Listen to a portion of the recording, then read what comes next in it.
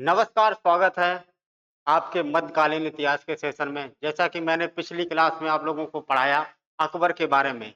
अकबर के नवरत्न हमने प्रारंभ किए थे, उसमें से मैंने 4 नवरत्न बता दिए थे। जो 9 नवरत्न थे अकबर के शासनकाल में, उसकी मैंने चर्चा की थी। आज उसी को आगे कंटिन्यू करते हैं और सभी लोग इस लाइव सेशन को ज़्यादा से ज़्यादा अपने-अपने दोस्तों के साथ में शेयर कर दीजिए और उन लोगों को बता दीजिए कि लाइव क्लास स्टार्ट हो चुकी है, सभी लोग जुड़ जाएँ। आइए चलते हैं, आज बताते हैं कि मैंने पिछली जो क्लास में बताया था, वो थे बीरबल के बारे में बताया था, तानसेन के बारे में बताया था, राजा टोडरमल के बारे में बताया था और आज हम बताएँगे आपको मानसिंह के बारे में। मानसिंह कौन था? जैसा कि जानते हो कि मानसिंह था भगवान दास का पुत्र। कौन था? भगवान दास का पुत्र। तो आइए अकबर के नवरत्नों को जानते हैं। अकबर के नव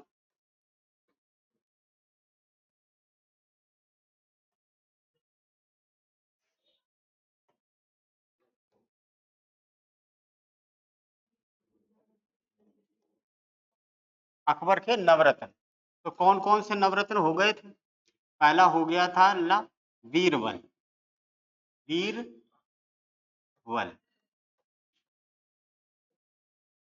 दूसरा कौन हो गया था? तो ये था तानसेन। तानसेन। तीसरा कौन था? टोडरमल। राजा टोडरमल। राजा टोडरमल। ये 3 बता दिए थे मैंने। आज जो मैं बात करूँगा वो मानसिंह के बारे में बात करूँगा कि मानसिंह कौन था? इसके बारे में चर्चा होगी आज। मानसिंह यानी कि चौथा नवरत्न कौन था? मानसिंह था। तो बेटा मानसिंह जो था वो भगवान दास का पुत्र था। किसका पुत्र था? यह भगवान दास का क्या था? पुत्र था।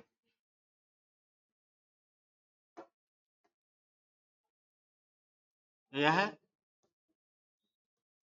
भगवान दास का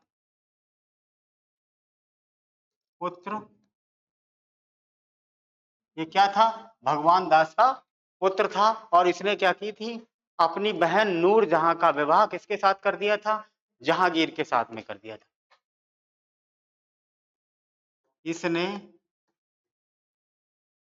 अपनी बहन नूरजहां का विवाह जहांगीर के साथ कर दिया। ये मानसिंह यानी कि राजपूत शासन काल में जितनी भी साम्राज्य विस्तार हुआ, राजपूत का साम्राज्य जो भी था, राजपूतानाओं का साम्राज्य था, उसमें ज्यादातर साम्राज्य का विस्तार करने में एक इसका मानसिंह का अहम रोल था। तो मानसिंह का अहम रोल। और जहांगीर कौन था बेटा? तो ये था अकबर का पुत्र। कौन था? अकबर का पुत्र। अकबर का ये पुत्र था। ठीक। अकबर के साम्राज्य विस्तार में इसका महत्वपूर्ण योगदान रहा था। क्या था?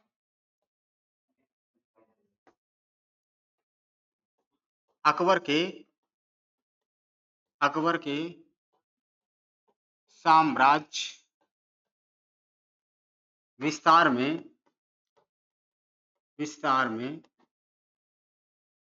इसका महत्वपूर्ण योगदान था।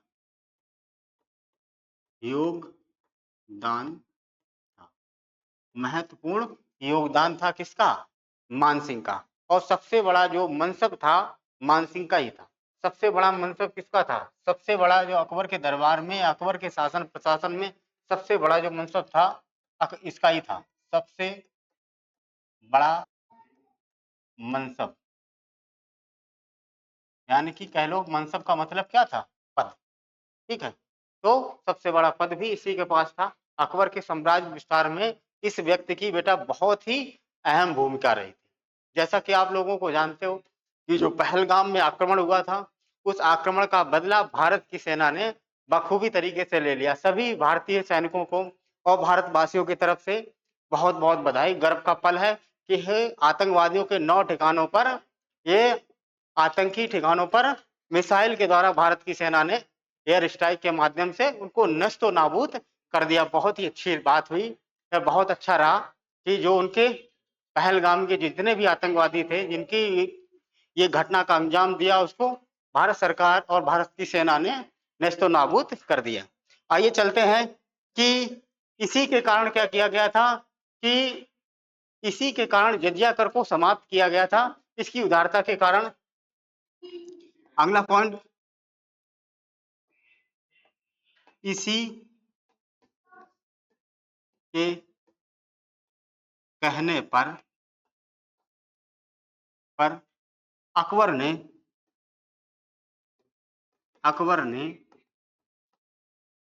जजिया कर समाप्त कर दिया था, समाप्त कर दिया। जजिया कर जो लगाया गया था, जो गैर मुसलमानों पर लिया जाता था जजिया कर, उसे समाप्त किसके कहने पर किया गया था, तो राजा मान सिंह के कहने पर अकबर ने इसे समाप्त कर दिया था। कब किया था, तो याद रखना 1564 ईस्वी में किया था।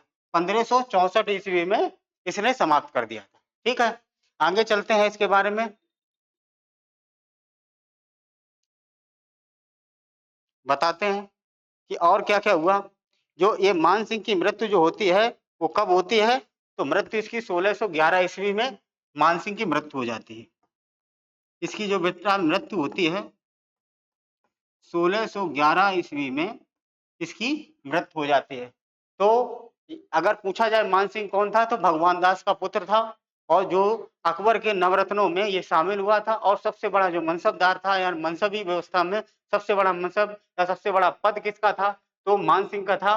और इसने साम्राज्य विस्तार में सबसे अहम भूमिका निभाई, साम्राज्य विस्तार में इसने अहम भूमिका निभाई। ठीक है, आगे चलते हैं। अब बात करते हैं बेटा इसकी, मुल्ला दो प्याजा। मुल्ला दो प्याजा कौन था, एक अरबी था, मुल्ला दो प्याजा। मुल्ला दो प्याजा, मुल्ला दो प्याजा, ये इसके दरबार में ये 5वां नवरत्न था, मुल्ला दो प्याजा। ये क्या था, एक अरबी था, और ये अकबर का सलाहकार था। यह एक अरबी था। ठीक, यह एक अरबी था, और यह अकबर के दरबार में क्या था, एक सलाहकार के रूप में था, सलाहकार था, अकबर का ये सलाहकार था। यह अकबर का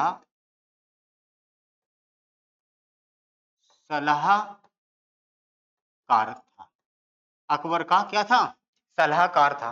तो ये दो बातें और याद रखना। इसका जो मूल नाम था अबुल हसन था, इसका जो मूल नाम था बेटा क्या था, अबुल हसन। मूल नाम क्या था इसका, अबुल हसन, इसका मूल नाम था अबुल हसन। एक अरबी था, और इसके दरबार में क्या था, ये सलाहकार के रूप में था। ये ज्यादा समय क्या किताबों में बिताता था, ज्यादातर किताबों लाइब्रेरी पुस्तकालय में बिताता था, और इसी वजह से इसे पुस्तकालय का क्या बना दिया गया था, प्रधान बना दिया गया था। यह है ज्यादा समय समय किताबों में बिताता था।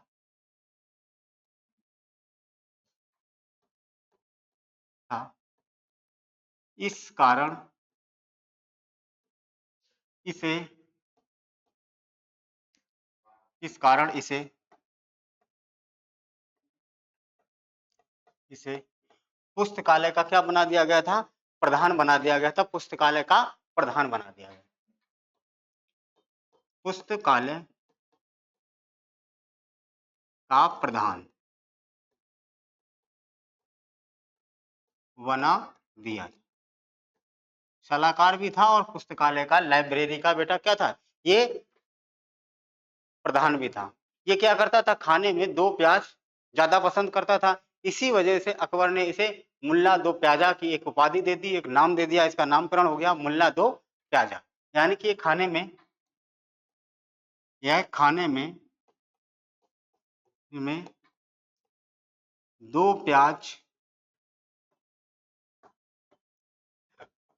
प्याज पसंद करता था, बहुत पसंद करता था, पसंद करता था। इस कारण अकबर ने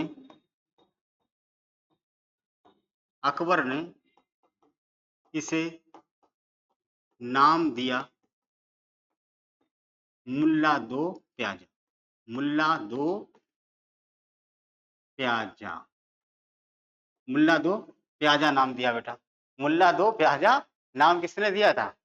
अकबर ने दिया था, क्योंकि ये खाने में प्याज बहुत, और भी 2 प्याज खाने में पसंद करता था, 2 प्याज खाने में पसंद करता था। इस वजह से इसका नाम क्या रख दिया गया था? मुल्ला दो प्याजा। प्याजा, मुल्ला दो प्याजा, अकबर ने इसका नाम दे दिया। ठीक, अब बात करते हैं अगले, जो इसके दरबार में जो नवरत्न था, वो अगला नवरत्न कौन आएगा? तो अगला आएगा अबुल फजल। कौन आएगा? अबुल फजल।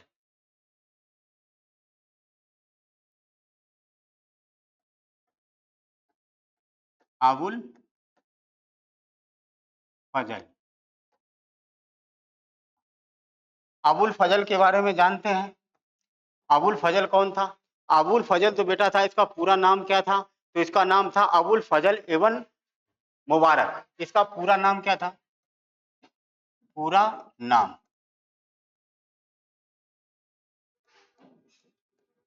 अबुल फजल इब्न मुबारक। अबुल फजल इब्न मुबारक इसका पूरा नाम था। यह सूफी संत शेख मुबारक का, ये सूफी संत शेख मुबारक का क्या था? पुत्र था। यह सूफी संत शेख मुबारक का पुत्र था। ठीक, शेख मुबारक के बेटे 2 पुत्र थे। शेख मुबारक के 2 बेटे थे, एक का नाम था अबुल फजल, एक का नाम था फैजी। एक का नाम था क्या? अबुल फजल, जिसकी अभी बात हो रही है, फजल। और दूसरे का नाम क्या था? फैजी। क्या नाम था? फैजी।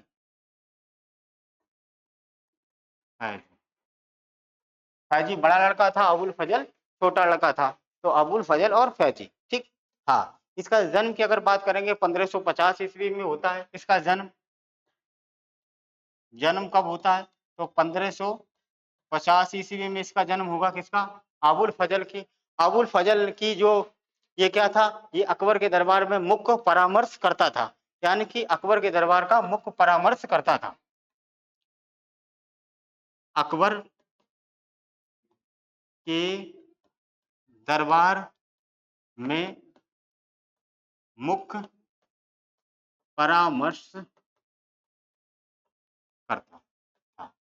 मुख्य परामर्श सलाहकार, यानी मुख्य सलाहकार कौन था? तो यही था, यानी से कौन? अबुल फजल। अबुल फजल मुख्य सलाहकार के रूप में था। ठीक, आगे चलते हैं कि मुख्य पुरोहित जो था, ये अबुल फजल जो था, ये मुख्य पुरोहित भी था दीन इलाही का। यानी कि मुख्य पुरोहित कौन था? मुख्य पुरोहित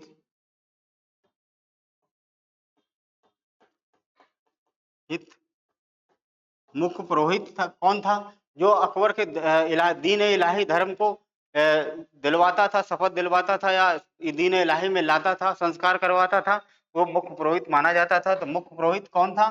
तो यही था, किसका? दीन इलाही का।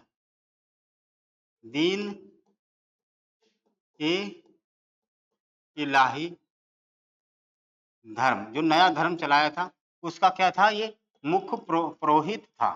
ठीक, याद रखना, याद रखना कि मुख्य पुरोहित कौन था? यही था, अबुल फजल था। ठीक, इसकी रचनाएं आप बहुत पूछी जाती है। इसकी रचनाएं नामा और आईने अकबरी, अकबरनामा और आईने अकबरी, इसकी जो रचनाएं थी नाए दो थी बेटा। एक का नाम है अकबरनामा, नामा। दूसरे का क्या नाम है? आईने अकबरी, आईने अकबरी।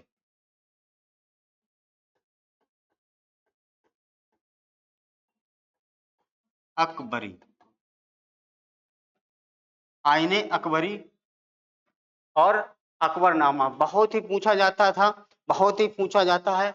और एक बात और याद रखना, इसमें पंचतंत्र, पंचतंत्र जो था, पंचतंत्र एक कृति रचना है। पंचतंत्र का जो फारसी अनुवाद करवाया था, वो इसी के द्वारा किया जाता है। पंचतंत्र का फारसी अनुवाद, पंचतंत्र का फारसी भाषा में अनुवाद वाद किया। किसने किया था? अबुल फजल ने किया था। पंचतंत्र का फारसी भाषा में अनुवाद किया था। किस नाम से किया था? अनवर ए सादत। किस नाम से? अनवर ए सादात से, किस नाम से अनुवाद किया था पंचतंत्र का? किसने? अबुल फजल ने, अबुल फजल ने किया था। इसकी जो हत्या थी वो शहजादा सलीम ने, यानी कि जहांगीर के द्वारा करवा दी गई थी। इसकी हत्या, इसकी हत्या शहजादा सलीम, शहजादा सलीम के कहने पर, कहने पर होती है। यानी कि शहजादा सलीम, यानी सलीम इसका जो पहला यानी कि मूल नाम क्या था? सलीम। बाद में जब गद्दी पर बैठता है जहांगीर के नाम से बैठता है, तो ये जहांगीरी है, होती है। हाँ, इसकी हत्या किसके कहने पर होगी? तो शहजादा सलीम के कहने पर इसकी हत्या कब की जाती है? तो ये भी याद रखना, 1602 ईस्वी में। कब की जाएगी इसकी हत्या? तो ये 1602 ईस्वी में बेटा इसकी हत्या होती है। शहजादा सलीम के कहने पर इसकी हत्या कर दी जाती। ठीक, और इसका जो बड़ा भाई था, इस बड़े भाई का नाम क्या था? इसका जो बड़ा भाई था, इसका बड़ा भाई, उसका नाम था बेटा फैजी। क्या नाम था? फैजी। ठीक, आप यहाँ तक बात समझ में आई होगी, आप लोगों को यहाँ तक बात समझ में आई होगी।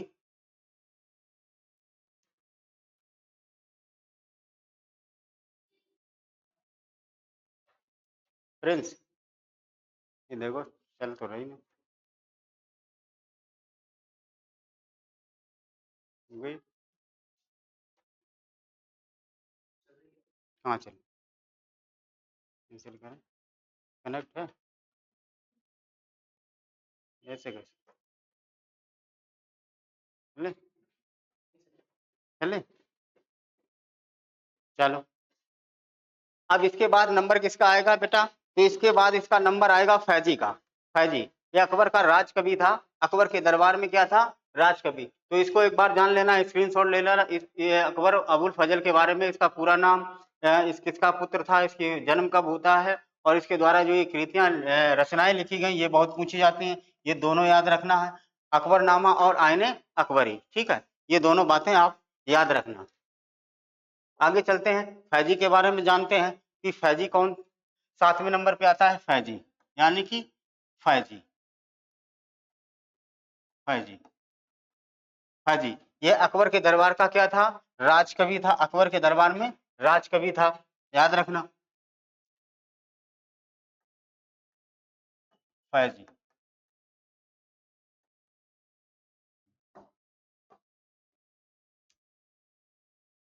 यह है अकबर के दरबार का राजकवि था। राजकवि, यानी कि अकबर के दरबार में कौन था? राजकवि कौन था बेटा? तो फैजी था। फैजी कौन था? शेख मुबारक का बेटा बड़ा लड़का था। सूफी संत शेख मुबारक का बड़ा लड़का था, जिसका नाम था फैजी। और अबुल फजल और फैजी दोनों क्या थे? भाई भाई थे। ठीक है, इसका पूरा नाम क्या है? पूरा नाम बेटा कहोगे तो शेख अबुल फैजी। क्या नाम था? शेख अबुल फैजी। पूरा नाम, नाम क्या था? शेख अबुल फैजी। शेख अबुल फैजी इसका जो बेटा पूरा नाम है, शेख अबुल फैजी इसका पूरा नाम था। इसके उपाधि कौन से मिली थी? तो मलिक ए सोरहा, इसे जो उपाधि दी गई थी, मलिक ए सोअरा, ये उपाधि इसे प्रदान की गई थी। पूछा जा सकता है आपसे कि इसे उपाधि कौन सी मिलती है? तो मलिक ए सोरहा की उपाधि इसे दी जाती। ये कट्टर समर्थक था किसका? दीन ए इलाही का। यह कट्टर समर्थक था किसका? तो दीन ए इलाही का। किसका था? दीन ए इलाही का। दीन ए इलाही धर्म का। ठीक, इतना याद है। दीन ए इलाही धर्म का ये क्या था? बहुत ही कट्टर समर्थक था। और इन्होंने क्या किया था? महाभारत का, और महाभारत और श्रीमद् गीता, गीता का क्या किया था? फारसी भाषा में अनुवाद किया था इसने।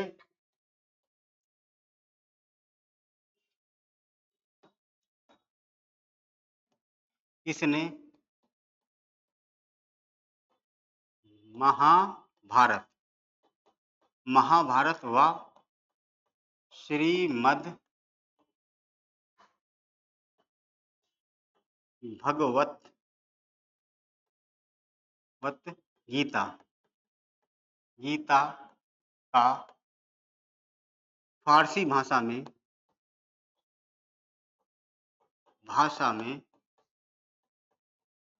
अनुवाद किया। फारसी भाषा में अनुवाद किसके द्वारा किया जाता है? किनका किया था?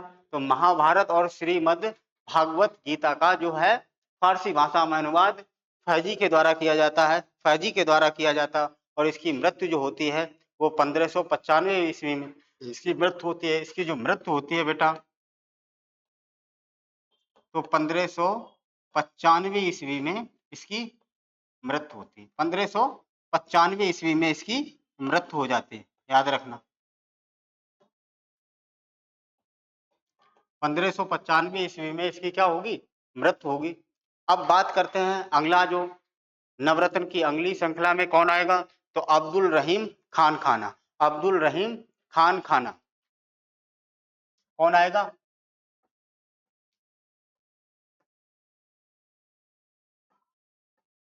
अब्दुल रहीम खान खाना। खान खाना ये व्यक्ति कौन था? वही बैरम खां का लड़का था। बैरम खां और सलीमा बेगम। बैरम खां और उसकी माँ का नाम क्या था? बैरम खां उसके पिताजी का नाम था, और सलीमा बेगम किसका नाम था? ये अब्दुल फजल की माँ का नाम था। या अब्दुल फजल ने, यानी कि अब्दुल रहीम खान खाना का माँ का नाम था, यानी कि बैरम खां की पत्नी का नाम था। तो ये बैरम खां और सलीमा बेगम का पुत्र था। यह है बैरम खां, जिसे खान बाबा कहते था अकबर। बैरम खां हुआ सलीमा बेगम का पुत्र। हाँ, इसी को अकबर दत्तक पुत्र मानता था। अबुल फजल क्या नाम, अब्दुल रहीम खान खाना को दत्तक पुत्र माना जाता था अकबर का। ठीक है, तो ये अकबर का दत्तक पुत्र था, ये ऐसे भी लिख सकते हैं। यह है अकबर का दत्तक पुत्र था। ठीक, अकबर इसे अपना पुत्र के तरीके से चाहता था, पुत्र के तरीके से मानता था। तो यहाँ तक बात क्लियर हुई कि नहीं, कि ये इसके क्या थे नवरत्नों में, ये सातवां कौन सा था, तो बेटा था फैजी। फैजी को एक बार फिर से देख लेते हैं। ये अकबर के दरबार में किसका भूमिका निभाता था, तो राजकवि का भूमिका निभाता था। राजकवि कौन था, तो फैजी था। और फैजी का पूरा नाम क्या था, शेख अबुल फैजी, शेख अबुल फैजी। और इसे की जो उपाधि दी गई थी, तो मलिक ए सोरहा की उपाधि इसे मिलती है। मलिक ए सोरहा की उपाधि किसे मिलती है, तो फैजी को मिलती है। और इसे ये तो व्यक्ति था जो अकबर के द्वारा नया धर्म चलाया गया था, सभी धर्मों को मिक्सअप करके, यानी सभी धर्मों के अच्छाइयां लेकर के एक नया धर्म चलाया गया था, जिसका नाम था दीन इलाही। दीन इलाही।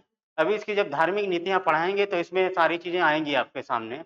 तो ये दीन इलाही का क्या था बेटा, कट्टर समर्थक था। कट्टर समर्थक कौन था, दीन इलाही का। ठीक है, आगे चलते हैं कि जो इस अब्दुल रहीम खान खाना जो था, ये बैरम खां और सलीमा बेगम का क्या था, पुत्र था। और यह अकबर का एक तरीके से अकबर इसे अपना बेटे के रूप में मानता था। और खान खाना की उपाधि अकबर ने एक गुजरात अभियान में दी थी। इसे खान खाना की उपाधि ऐसे लिख लेते, खान खाना की उपाधि उपाधि अकबर ने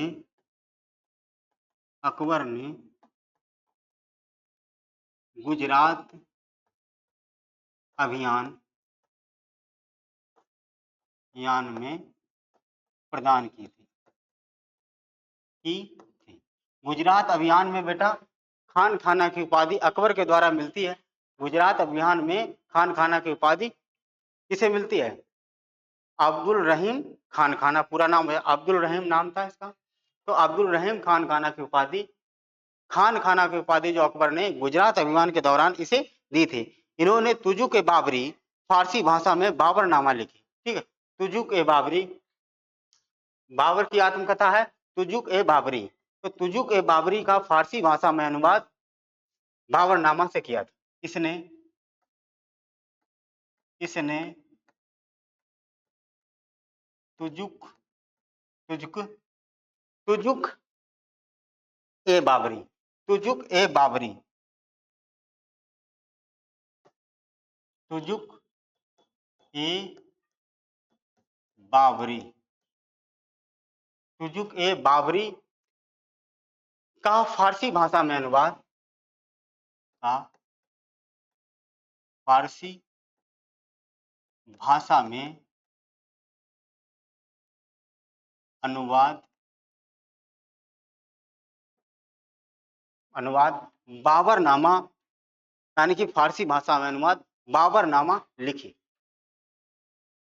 बाबरनामा लिखी। हाँ, ये इंपॉर्टेंट है। तुजुक ए बाबरी बाबर के द्वारा लिखी जाती है, मगर इसे फारसी भाषा में अनुवाद करने का काम और एक नई पुस्तक लिखने का काम, यानी कि नाम बदल दिया, बाबरनामा लिख दिया। पूछा जाता है कभी कभी जल्दबाजी में लड़के लिख देते कि बाबरनामा किसके द्वारा लिखी गई, तो अब्दुल रहीम खान खाना के द्वारा लिखी गई। तुजुक ए बाबरी किसके द्वारा लिखी गई, तो बाबर के द्वारा लिखी गई। ठीक, यहाँ तक बात समझ में आई। यहाँ तक बात समझ में है। जहांगीर का क्या था, ये जहांगीर का गुरु भी था और हिंदी का महान विद्वान भी था। यह है जहांगीर का गुरु था। जहांगीर का गुरु था, यानी कि जहांगीर वही सलीम, जहांगीर का गुरु कौन था, अब्दुल रहीम खान खाना। और यह हिंदी का विद्वान भी था, हिंदी का महान विद्वान था। यह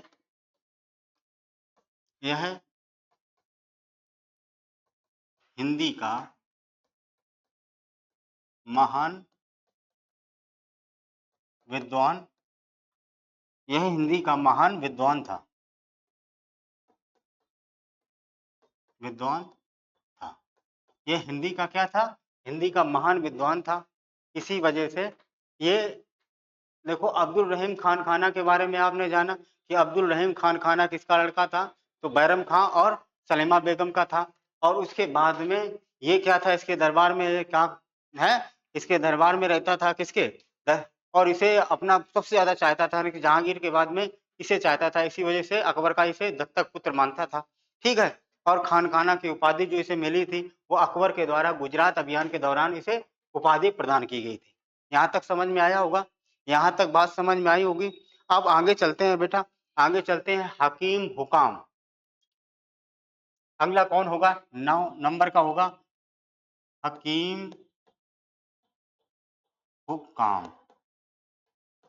ये इसके दरबार का कौन था, इसके बारे में जानते हैं। तो यह अकबर का ये सबसे विश्वास पात्र मित्र था। ये अकबर का सबसे विश्वास पात्र मित्र था। यह अकबर का सबसे विश्वास पात्र मित्र था। ये अकबर के दरबार में सबसे विश्वास पात्र क्या था? मित्र था। और ये रसोइया का क्या था? ये एक तो सलाहकार था और साथ साथ में ये रसोइये का प्रधान था। तो रसोइये का इंचार्ज था, यानी कि खाने बनाने का ये प्रधान बनाया गया था कि खाना जो दिया जाता था अकबर को इसी के द्वारा चेक करके दिया जाता था। ठीक है। तो यह सलाहकार और रसोइये का प्रधान था। यह अकबर का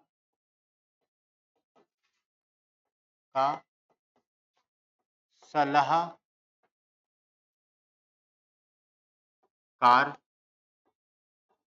था तथा रसोइये घर का प्रधान था। रसोइये घर का प्रधान था। ये रसोइये घर का क्या था? प्रधान था। ठीक, यहाँ तक बात समझ में आई। रसोई घर का प्रधान कौन था? तो ये अकबर। ठीक, हकीम हुकाम था। इसी के साथ में क्या करते हैं, एक बार फिर से देख लेते हैं कि कौन कौन था, चेक कर लेते हैं। अब क्या क्या हम लोगों ने डिस्कस किया।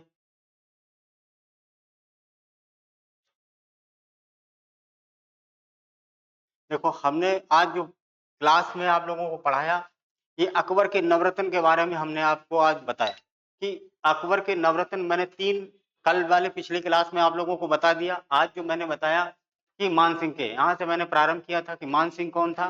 तो सबसे बड़ा मनसब जो था, पद था, मान सिंह का था। ये भगवान दास का पुत्र था और इसने अपनी बहन का जो विवाह नूरजहां, यानी कि बहन का नाम था नूरजहां, का विवाह जहांगीर के साथ कर दिया जाता है और साम्राज्य विस्तार में इसका महत्वपूर्ण योगदान होता है। और इसी के कहने पर हिंदुओं के प्रति उदारता की भावना अकबर के द्वारा लाई जाती है और अकबर ने इसी के कहने पर गैर मुसलमानों पर जजिया कर बेटा समाप्त कर दिया था। जजिया कर समाप्त करने वाला किसके कहने पर किया जाता है?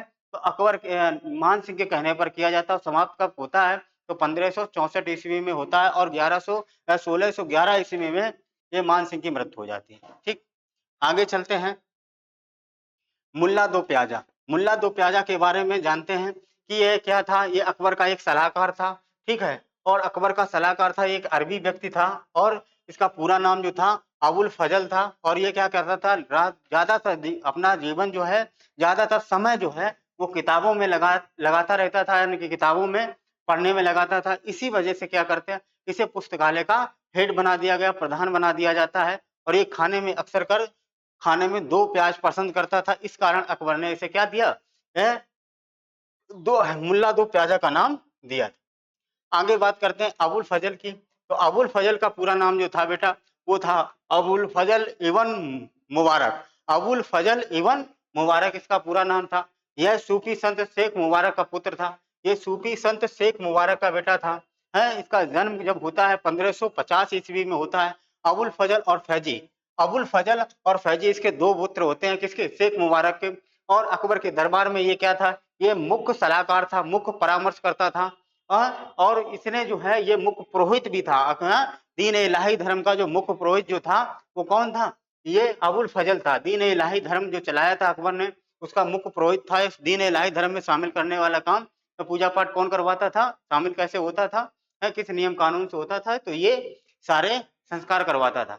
इसकी रचनाएं बहुत पूछी जाती है। अकबरनामा हुई और आईने अकबरी हुई। आईने अकबरी और अकबरनामा। इसने क्या किया था? पंचतंत्र जो थी, इस पुस्तक का जो फारसी भाषा में अनुवाद कराया था वो इसी के द्वारा होता है। फारसी भाषा में नाम क्या दिया जाता है? अनवर ए सादत, ये नाम दिया जाता है। इसकी जो हत्या है ये अकबर के ही पुत्र ने, सलीम ने की थी, जो इसका नाम जहांगीर के नाम से गद्दी पर बैठता है। तो इसकी 1602 ईस्वी में इसकी मृत्यु, इसकी हत्या करवा देता है ये। आगे चलते हैं, फिर बात करते हैं फैजी की। फैजी कौन था? यही शेख मुबारक का पुत्र था। शेख मुबारक यानी सूफी संत शेख मुबारक का पुत्र था। और ये अकबर के दरबार का क्या था? ये राजकवि था। अकबर के दरबार का क्या था? ये राजकवि था। और शेख अबुल फैजी इसका जो पूरा नाम था। इसकी जो उपाधि पूछी जाती है तो मलिक ए सोराह इसकी उपाधि है। ये कट्टर समर्थक था किसका? दीन इलाही का। ये कट्टर समर्थक था बेटा, दीन इलाही का ये कट्टर समर्थक था। और इसी की जो है, इसने महाभारत और श्रीमद भागवत गीता का भी फारसी भाषा में अनुवाद करवाया था। और इसकी मृत्यु जो होती है 1595 ईस्वी में हो जाती है। 1595। अब बात करते हैं अब्दुल रहीम खान खाना की। तो अब्दुल रहीम खान खाना यह बैरम खां का और सलीमा बेगम का पुत्र था। और इसे अकबर अपना दत्तक पुत्र मानता था, दत्तक पुत्र मानता था। और खान खाना की जो उपाधि इसे मिली थी, पूछा जा सकता है कि खान खाना की उपाधि अकबर ने कब दी थी? तो ये गुजरात अभियान के दौरान दी गई थी। जो गुजरात अभियान 1572 और 73 के बीच में चलाया गया था, है। तो ये गुजरात अभियान के समय में खान खाना की उपाधि इसे दी जाती है। अब्दुल रहीम खान खाना पूरा नाम इसका हो जाता है।